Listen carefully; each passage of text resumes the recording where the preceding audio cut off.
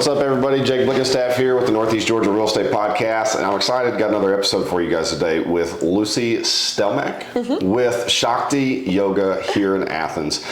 So you don't want to miss this episode. It's going to be pretty fun. Welcome, first-time guests and loyal listeners to the Northeast Georgia Real Estate Podcast. I'm your host, 𝐃𝐏𝐈𝐒𝐃𝐄, and I'm here to guide you through the real estate landscape across our region.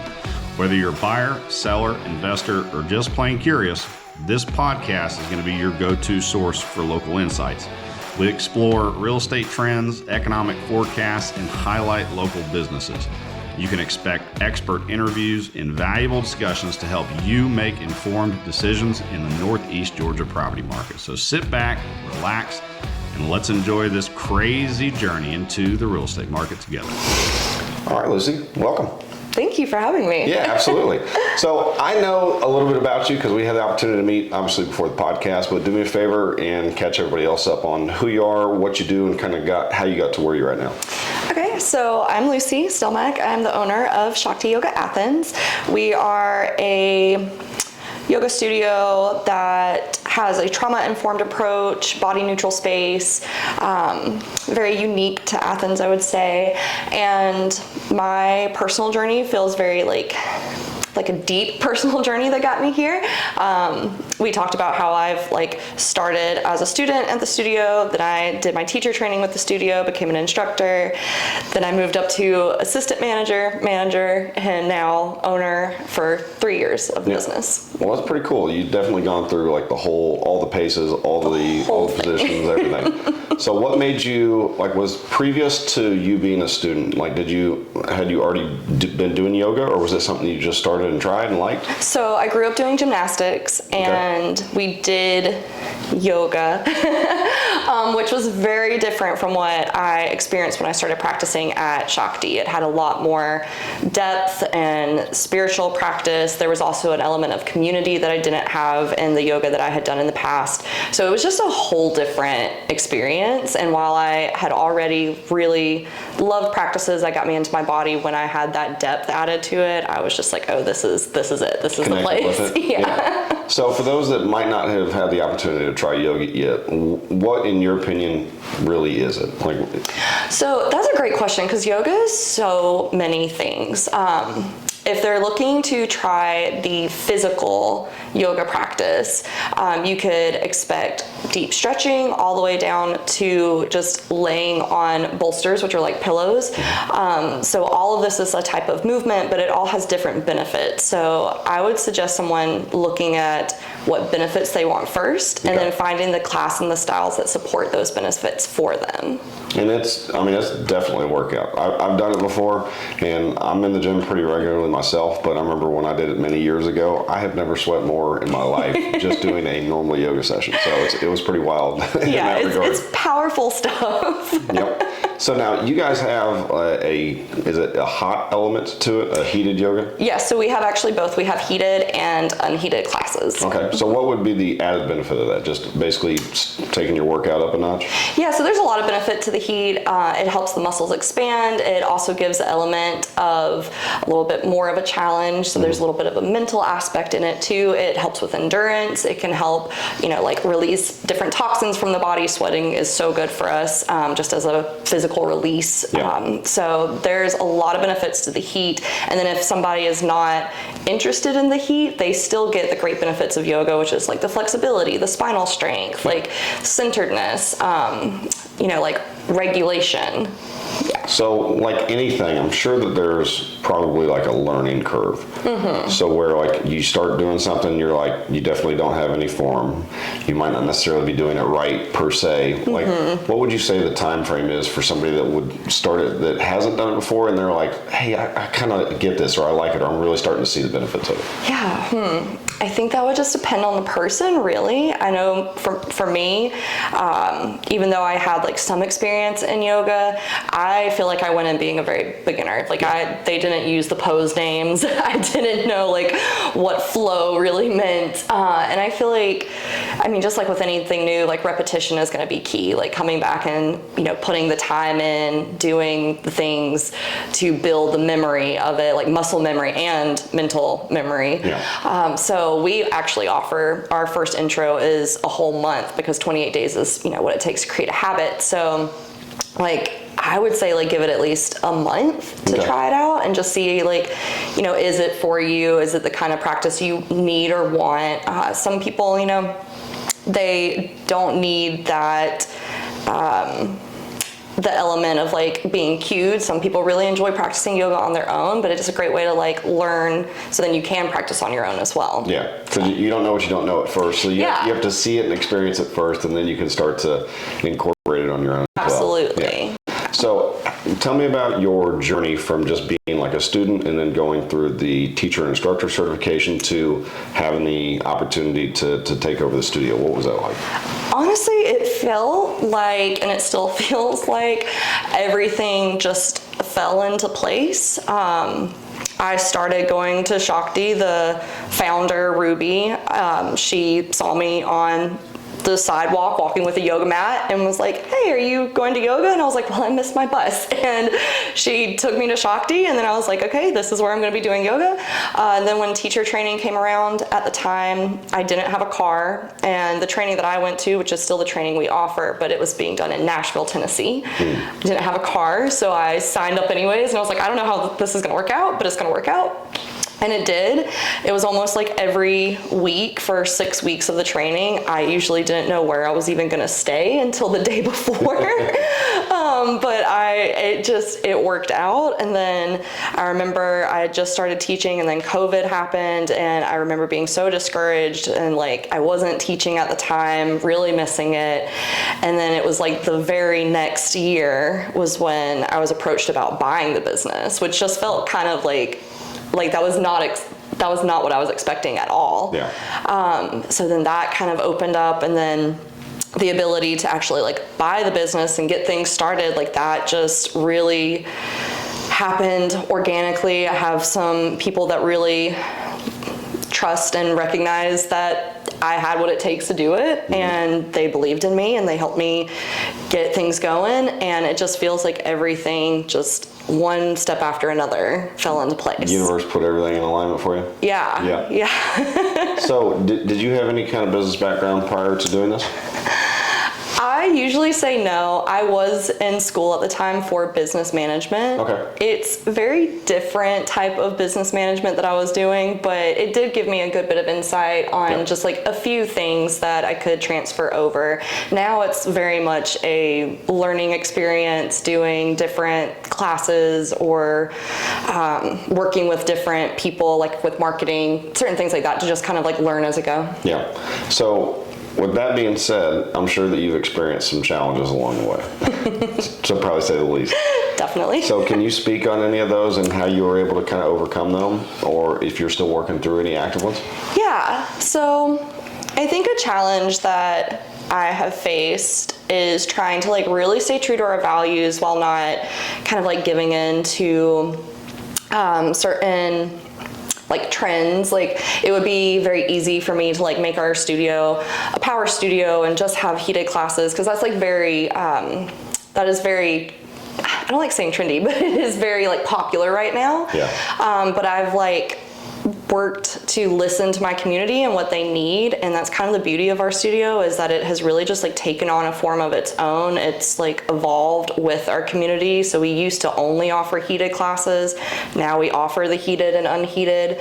We used to only offer power. Now we offer like everything from power to yin to restorative, hatha, very diverse schedule. So it's just been like a practice of its own of like listening and being willing to change and find what feels aligned with our values. And while that is challenging, it's also it's very fun. It's very like, it keeps things interesting, because businesses, they have to like evolve and shift and grow, like to stay, like they have to stay active in their own way.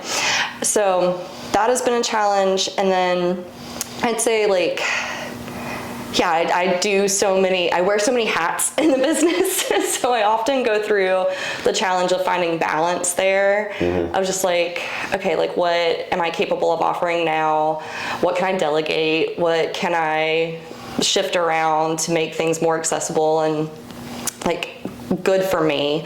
And then also just like, being in my 30s, owning a business, like balancing work and life, and just all of that is all the things. All the things, yeah. But it's great. I love the challenge of all of it. That's awesome. I'm proud of you so far with all that. Now, one of the questions that I have that you kind of brought up, I think you were talking about some of the different disciplines within yoga. Mm-hmm. Can you speak on that as far as like what's out there for somebody that, like, because I'm a neophyte, so I don't know any, if in all. Do you mean like the different styles of yoga? Yeah. Yeah, so like at Shakti, for example, we offer Baptiste Power Yoga, which is a type of yoga inspired by Ashtanga, which is a very challenging, disciplined, alignment-focused practice. We also offer Hatha, which is very similar, but has like I would say just has a larger spectrum of what it could be. Mm-hmm. Yin is like deep stretching. It's not as physically challenging movement, but it is challenging in the sense that you're holding stretches for a long period of time. Restorative is a very calming, meditative, relaxing type of practice. And then we've actually had some classes that we've even made like kind of hybrid classes, where it's like a little bit of mix of movement, a little bit of restorative, just kind of combining what people might be looking for. But there's all kinds of different ways to practice. You have like Kundalini yoga. There's, like I said, Ashtanga, Hatha, very like Tantra. There's a lot of different styles. So that's why I always tell people, like, what are you looking for in your practice? Yeah, that makes sense. Yeah. Okay, well, very cool. So now, we kind of covered some of the challenges that you've had. What would you say some of the successes that like really stand out in your mind, obviously, then besides being where you're at today? Honestly, I remember seeing this question on the thing, and I was like trying to figure out like what is the biggest success or some of the top successes. And I really do think that it's just like the studio, how it is now, just feels like the biggest success, because it is something that has just on its own come into being. Yeah. Like, it's changed even so much in the 3 years that I've owned it, and it's just something, it feels so special because it's something that not just me but my instructors and our community that we've kind of like built together. Mm-hmm. And it maintains itself in that same way. And like, we kind of joke at the studio that Shakti has a mind of her own. We're just like all along for the ride. So even just the fact that like it really embodies a sense of community. We get to do it together. We've built it together. We get to enjoy it together. That just feels like the greatest success from it. Well, that's pretty cool. I mean, I think everybody aspires to kind of build that culture or that community within their organization, whatever kind of organization mm-hmm. that is. And when you can really start to see it kind of taking on a life of its own and be self-sustaining like you're talking about, mm-hmm. I think that's a pretty admirable part of your own growth. Mm-hmm. So that's good stuff. Now, what would you say really separates you from, say, any of the other yoga places like around, say, the Athens area? Yeah, I will say there is really, really great yoga in Athens. I feel really inspired by a lot of the other studios in mm-hmm. town. I think they've all done a really good job of finding like a special thing to offer the community. While there's so many great benefits, I would say that I think Shakti and what I've done to not stand out, but just like make it a very special place is like we have our body neutral policy. That is like a personal decision of my own. I went through a lot of challenges with disordered eating and just kind of like body image things. So when I took over at the studio, I really, really wanted Shakti to be a safe space for anyone who's like struggled with movement or just being. It's always hard going in and trying something new. Yeah. It's even harder when you've struggled with the way your body moves or how it looks or how it feels. Those places and spaces can be very vulnerable. So I feel like me, my team, the space itself does such a good job of like making everyone feel welcome. There's no expectation, there's no judgment, there's just such a focus on moving your body with your own autonomy. Our teachers, most of them have gone through trauma-informed training, so they know how to speak in class in ways that feel very safe and supportive so that people aren't being overwhelmed or overstimulated, triggered by certain things that can be said in fitness places. We've done a really good job of maintaining a balance between both fitness but also the spiritual practice of yoga, which those two things are hard to balance. At least in my opinion, they've been hard to balance. And I don't know if I would actually say that like that's different from anywhere else in Athens, but we have made it a very important and intentional part of our space. No, that's good stuff. So, I mean, I think everybody has, like what you said, something special to kind of offer the community, and you guys knowing exactly what that is, it just helps with that added benefit. So, if you were looking back on your journey, like in the beginning, or maybe there's somebody that's watching this that's an aspiring yogi as well, or just like an aspiring entrepreneur, what little bit of advice or gold nugget would you potentially be able to provide? Yeah, I think whether they're a yogi, real estate agent, aspiring entrepreneur, like it really, I feel like cliche saying this, but it really just comes down to like trusting yourself. There's so much out there, and it can feel like you have, well, I'll speak for myself. There's so much out there, and at times I feel like I have to keep up with everything else going on. And when it finally clicked to me that like, if I just come from an authentic place and offer what feels real and true to me and like trust myself to make those decisions, like it's all gonna work out. Like even when I started yoga, when I did my teacher training, there was that level of like, I just have to trust that the next thing is gonna come, and it has, and it still does. So I would just really, really make that like the focus point of like trusting yourself, trusting what you want to put into the world, the impact you want to have, and then just keep showing up for it every day, even when it's hard, because it is. Yeah, there's definitely some days where you don't feel like showing up. Oh yeah. Those are the important ones. They really are. And even having the awareness that there are going to be those days, and it doesn't mean that you're doing the wrong thing or not doing enough. Like it is just part of the whole journey, whether it's yoga, business, any of it. Yeah, I have a saying which I reiterate to my team on a usual basis, where it's like some days you're the hammer and some days you're the nail. It's like today was a nail day. You know? Yeah. I feel beat down, but I know that tomorrow is going to be a new day. Yes. Yes. So as long as you recognize those ebbs and flows, and you have, like there's another saying that like as long as your why is strong, you can kind of get through anything. And so if you have a reason to continue pushing, really any of the resistance that you wind up receiving, it turns out to be not that big of a deal if you know that tomorrow's going to reset. Absolutely. Like having your values, like knowing your why, and then having the support that can help you when those things feel very small. Oh yeah, absolutely. Well, I appreciate it again. As we wrap up, if there's anybody that wants to either reach out to you, maybe come by the studio to sign up, is there anything that you might be able to offer them, or how would they potentially try to get in touch with you? Absolutely. If anyone watches this podcast and wants to come take a class, just mention the podcast and they can have their first class free. Hey. We also do a month of yoga unlimited classes for $40. So that's a great way to get started. It really gives people an opportunity to try all the classes that they can, get a feel of the studio, the community, and like what it's like. Like we have our Instagram, our website. I mean, they can reach out to me on Instagram. We're pretty easy to get a hold of. I would just say don't call. We just don't always have people there. Email is much better. But yeah, they could go to the website, book a class, or just email us, let us know they watched the podcast, and we can get them all set up. Okay, awesome. Well, what's that website? Shakti Athens? 𝐃𝐑𝐿𝐿𝐼𝐒𝐿𝐼.com. Okay, and that's the same for social media as well.